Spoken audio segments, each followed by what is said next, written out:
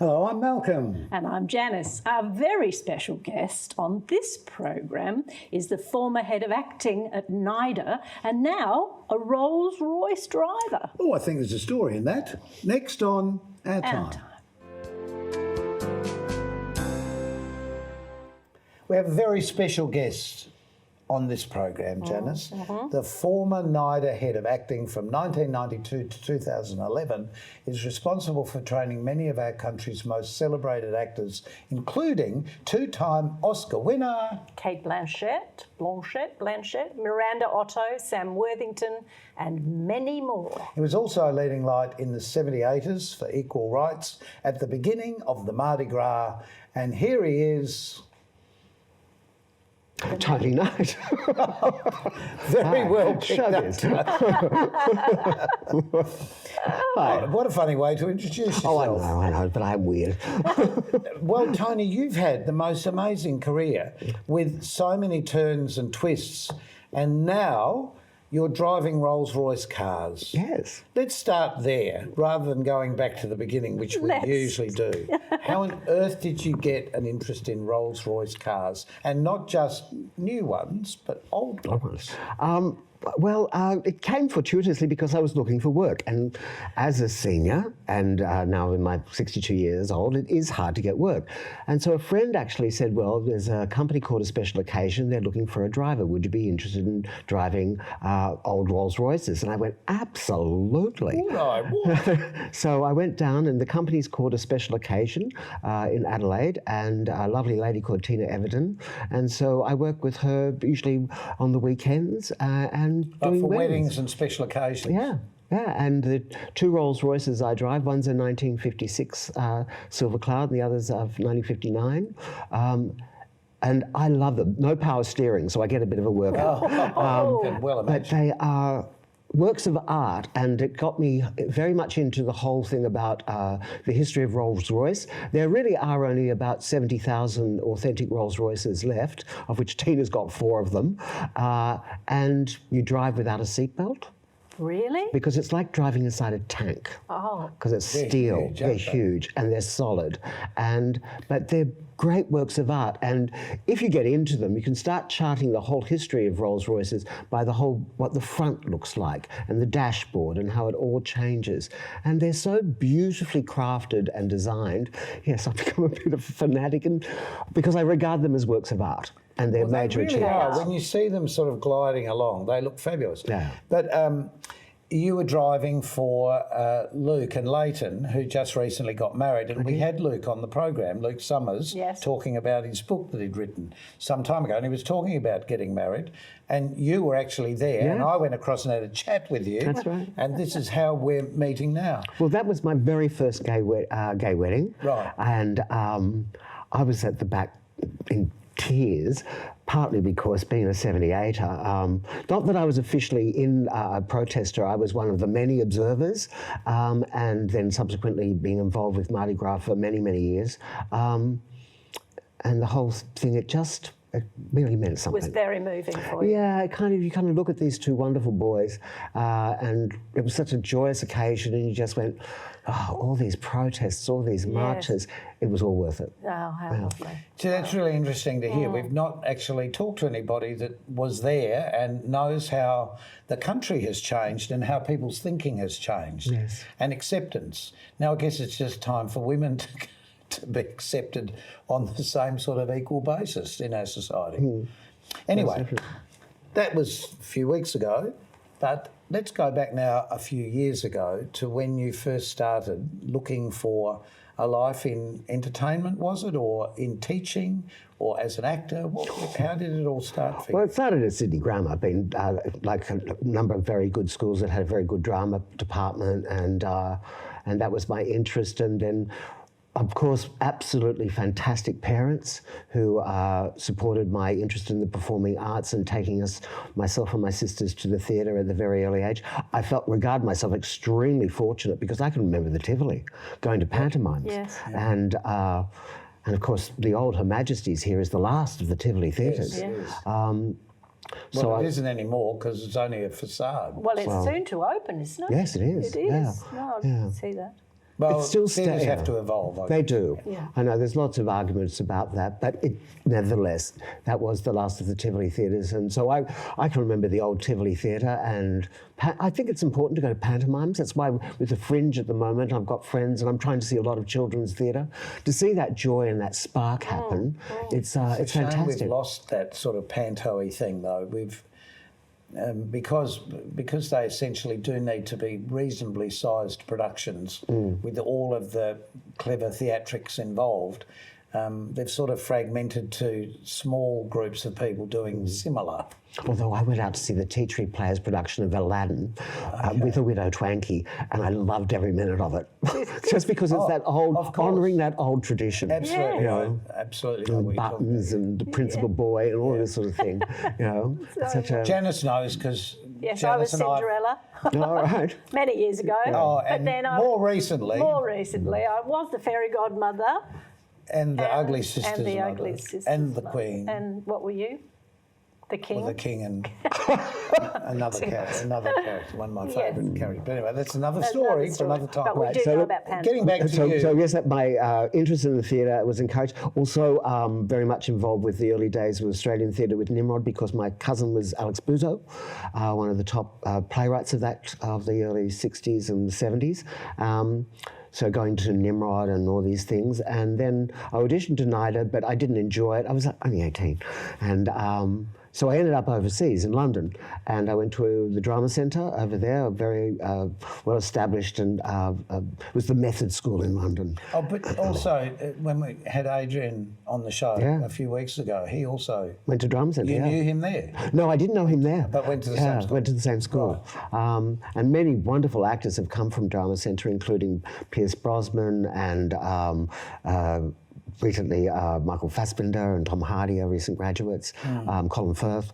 So it's a particular method of work which when we all meet, we all go into this very strange conversation. And then I could have stayed in England. My career could have gone a completely different path, but I was tired of the English cold. I'm sorry, Janice. I just thought, I just can't deal with the damp anymore. I can't go through another English winter. I was offered a job with Nimrod, the acting classes, when they were doing the acting school here, so I came back to Sydney. So you became a teacher then? Yeah. And then eventually I started working at NIDA, and then became head of acting in 1992. So... and then was there and for all a very those long wonderful time. people. Yeah. Well, name drop a bit, Tony. Yes, tell us. Go on. Okay. Yes, people will want to talk about Kate, but there's also in the same year as that Kate Blanchett, there was Essie Davis, who was just recently with Jenny Kent. Movie, and then the new movie. And Miss Fisher's Murder Mystery. And so.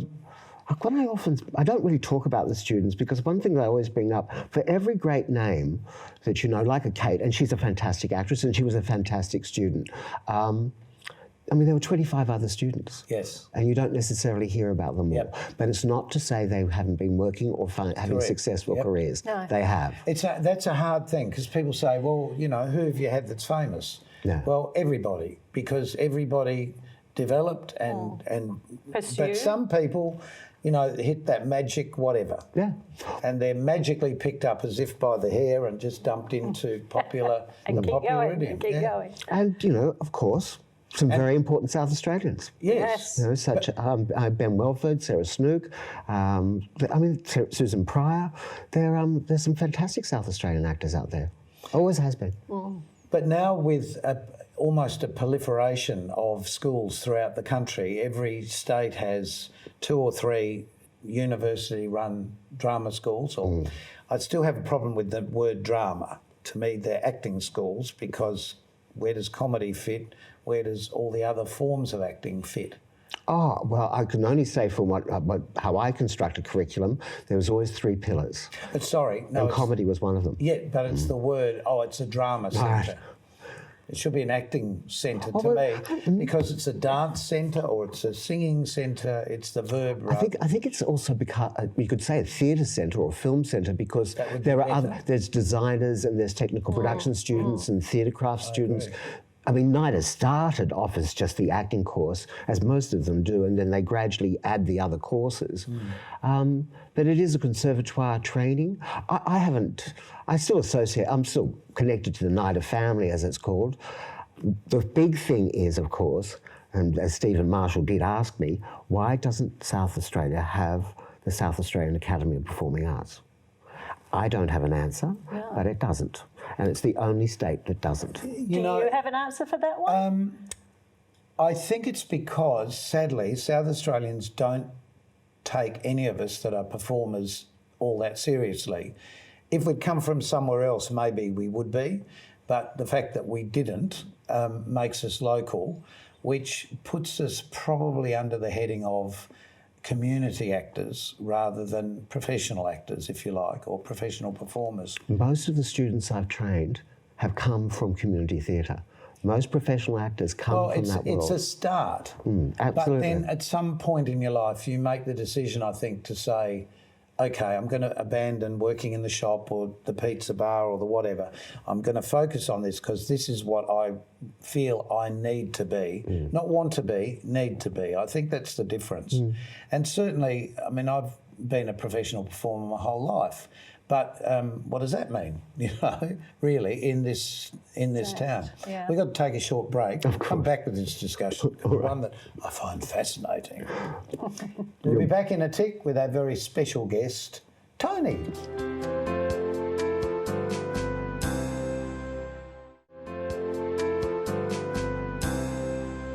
We have a very special guest. We do. Who not only drives Rolls Royces, but also was the head of acting at NIDA. And we were talking just before the break about, I suppose, what makes a professional actor a professional actor. How would you explain that? Well, Laurence Olivier was once asked this question about why is he an actor? And he immediately responded with, why do I breathe? And I kind of think that sums it up. And that was always apparent when dealing with young people, that there actually isn't a choice. They have to do it. And I think that's the case really with all artists. I'm finding that with my photography and with everything. Oh, hello, we don't know about the photography. Well, I've just been accepted into the Parklands exhibition. Oh, congratulations. I know, the first time ever. I'm such a novice. So that's Phantom me. Flasher. In the Parklands. Sorry. No, they're abstracts. But that's never happened to me before. In the sense of that, one of the things that's very important as an artist is you constantly have to reinvent yourself. And one of the things I love about living here is that Adelaide, as opposed to Sydney, is that there's more opportunities to reinvent yourself as an artist here than really, I think, anywhere else. And I've found the Adelaide community, professional and amateur, has been embracing and wonderful and supportive, and I'm just loving being here. That's wonderful to hear. Don't tell anyone. You said to me the other day, I love being here, but don't tell anyone. They'll all want to come. I know. I had one friend who said to me, well, if I come to Adelaide, I might as well keep going to sort of like South Africa. And I went, Good heavens. Sorry, people in Perth and in Victoria. But we do love living where we live. And being the so-called arts capital of Australia, because which it is. Everyone used to call us the city of churches, but that's fallen over a bit because a lot of the churches have become venues, which is the truth. Make them theatres. But a few weeks ago we had Christy Anthony, who was in charge of all the festivals, and she was, I've said this before, but she was showing us a graph of the dollars spent in Australia on the arts, and South Australia definitely was more than 50%. Way ahead. Of the whole country, which is interesting, because the point you made just before about Adelaide not having sort of a recognition of the local people here. To a degree, there is recognition, but probably not the same as the awards in Melbourne and Sydney, or the recognition. Probably not, but it's still pretty good. I also go back when I'm teaching is to remind the South Australian students that I do have that there are people from the past that they should know about. Not just Sir Robert Helpman, but South Australians, but Dame Judith Anderson. And you show Dame Judith Anderson, I mean, who's one of the great 20th century actors, Norwood Girl. And but not to forget that she was in Star Trek. she was definitely in Star Trek. She was actually one of the first of those great senior actresses to be in television. Yes. But Mrs. Danvers in Rebecca is one of the great performances of madness. And Australian actors, funnily enough, like a Heath Ledger, or Russell Crowe, or and Mel and all of them, they're very good at doing mad. That's one of the things that's successful. Actually. I don't know why, but they're very good at doing the insane. I think because it's actually so hard to make a living. Yeah, and I think there's going to be a touch of madness in this anyway. Unless you're a Hollywood name. Yeah. Because that still is the yardstick, isn't it? Hollywood. Well, even with Hollywood, as it said in All About Eve, it's not the first job, is can you keep going? You're only as good as your last job. And for the Hollywood stars, it's always, can I keep this going? And that's a battle. And some of them, like Kate just recently, and Nicole have gone out and reinvented themselves as producers. Yes. Yeah.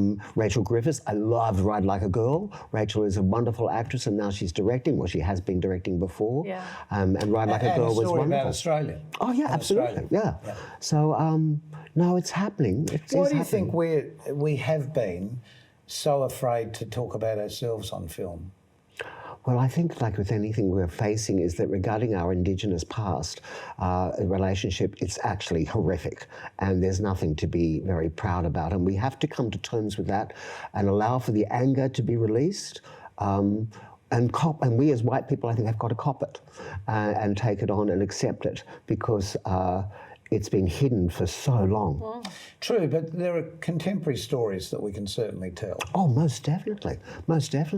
And the Nicole Payne one I think, well, this is the whole thing about Australians going to see Australian films. Ride Like a Girl was one of the most successful films, or Australian film, in ages. And you start looking about, well, what films do the Australian public go to? They go to the good feel films, like Red Dog or even The Castle. Brilliant film. And whereas something as brilliant as The Nightingale, and it is brilliant, and I loved Hotel Mumbai, both produced by the South Australian Film Corporation. Terrific films, but people didn't go. No, will they have a life though on some sort of download app at some point when people sort of rediscover these in the future, or today's generation suddenly discover it? Yeah, because they're very good films. But I guess you ask yourself when you get home, what do you want to watch? Do you want to watch a really intense film? I mean, I watched Parasite again the other night, and it's absolutely brilliant. I've seen that. It's extraordinary. Oh. But if I wanted to watch something light and entertaining, what I did for Mardi Gras the other night with my family, we sat down and watched Some Like It Hot. And just giggled all the way through it. Wonderful. So, so I don't know. I just encourage people, if you've not seen Ride Like a Girl, then watch it. It's actually great. For anyone who doesn't actually know what that film is, perhaps you should just explain. Some Like It Hot. Yes, Jack Lemmon and... Oh, it's regarded as the greatest comedy ever made. Yes. It's got the wittiest script by Billy Wilder and by Diamond, Jack Lemmon, Tony Curtis and Marilyn Monroe. Absolutely superb, and black and white, deliberately so, because it's set in the 30s. You've also got George Raft and Pat O'Brien, major old Hollywood actors of the 1930s. And it's drag. It's basically two men in drag trying to be part of a female orchestra. That's right, and they're hilarious.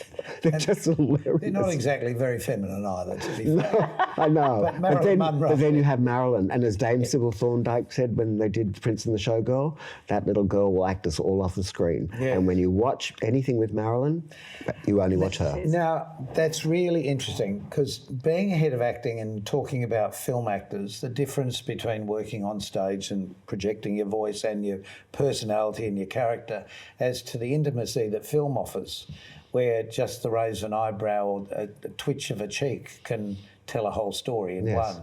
And these really good actors can do that and pull it off on the screen. But you can be working opposite and think, did they do something there? It's so smart. But the camera does something completely different. Oh, the camera's amazing, yeah. And, this is what I sort of argue a little bit with film teachers, is to say, don't tell them to be small. It's all about scale. Certainly, you've got to know differences, what's a long shot, what's a close-up, what's a two, da-da-da. But you think about all the major performances in acting on screen that we like. They're all big. I mean, we mentioned Jackie Clement and Tony Curtis, you can't get bigger. But even you think about Joaquin Phoenix's brilliant performance as Joker, that's not small, that's massive. Not small. And so I don't like that idea that film acting is all associated with something miniature, you know. I was just thinking about Geoffrey Rush. Did you meet Geoffrey Rush? He's one of my favourites, but he's a big character in everything he does. Shine, what a great performance, great film. My favourite is also in Shakespeare in Love, and I use what he says with that character about working in the theatre, and he walks around when disasters, they all think terrible something's going to happen. He says, "Oh, but it'll all work out. It's a miracle. Nobody knows why, but it happens." And you kind of go, that's what I do. I walk around saying, "It'll happen. Don't worry." But it does. The truth is, it does. Yeah. The old "it'll be all right on the night" adage does seem to work amazingly. Yeah. But with teaching and students coming into any of these university courses, it seems today that's a necessity for a young actor who really wants to get into the industry. Yes. That whatever they've done before the age of 16, 17, 18, they really need that university degree. Well, it's not only just for the degree, because it's also for later in life, but what do you want out of a drama school? And as I always say, look, no one can make you an actor. I can't make you an actor. What a drama school offers you are skills, such as in voice, in movement, in acting and craft, so you can work in a variety, so you can be an independent artist. That's what you want out of a drama school. Those skills, just like as if you were a lawyer or a doctor, acting requires skills, and that's maybe where South Australia is a little bit lacking, and in the other states. We need good voice teachers. We need people like a Pat Wilson and Adrian Barnes, and others. There's lots of others. Good voice teachers, good movement teachers, and it's not just dance; it's everything. Yes. So that's the issue, and. When talking about the ones I've trained, and this is what Ian McKellen, I'm name dropping, did say, he said it about Hugo Weaving, he said about a lot of the others, he said they're classically trained. James Cameron said that about Sam Worthington. Sam I think he told me he went through 12 auditions to finally get Avatar, and the last audition was more like a staged audition rather than actually a film audition. And as James Cameron said, you're classically trained. And that's what you search for.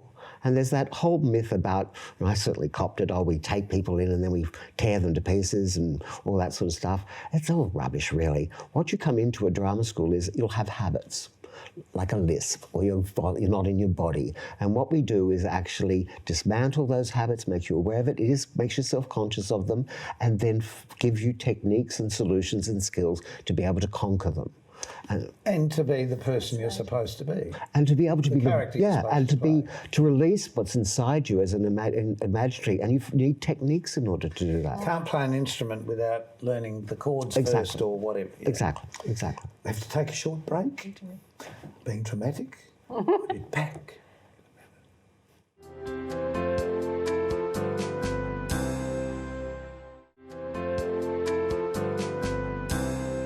Fascinating stories you have, Tony. We all have them. And I'm sure you've got lots more. Oh, yeah. but I don't talk, I won't, I've made a promise to the students that I will never talk about what really happened. It was private and it remains private. Oh, that's absolutely right, though. It's like talking about a family, isn't it? Yes, because it it's is. your family. Well, we talk about, especially NIDA, we talk about it being the NIDA family, which I'm a part, and you keep things close. Yeah. But it's not only that, it's if doctors don't talk about their operations to the public as an analogy, and probably that's the best way to look at it. These are things that happen in the learning process before you go and do what you do. There's, I know you're passionate about theatre history and Australian film history, and as I am, and it is one of the things, it is important to be able to pass this on. And when I'm confronted by students who go, why, I'm reminded of a comment by T.S. Eliot, he had a student who asked him, well, why should we learn about all these famous people when we know so much more than they did? And T.S. Eliot turned around and said, true, and they are what we know. And I think that actually sums up why we want to pass this on. Plus also, it's a lot of fun. Well, it's the evolution of our knowledge. And speaking of evolution, our evolution on this program has just come to an end. Because we have to say goodbye. Tony, it's been just lovely. Thank you. Thanks so much. Thanks for having me. I hope we can talk to you again because heavens knows we haven't even talked about you restudying Shakespeare, and I have so many questions. And your photography. Yeah. Yes. Yeah, that's another one. Time for us to go, Janice. Yes. You know what to say. Goodbye, Janice. See you next time on Our Time. Keep yourself nice till then. Bye. Bye.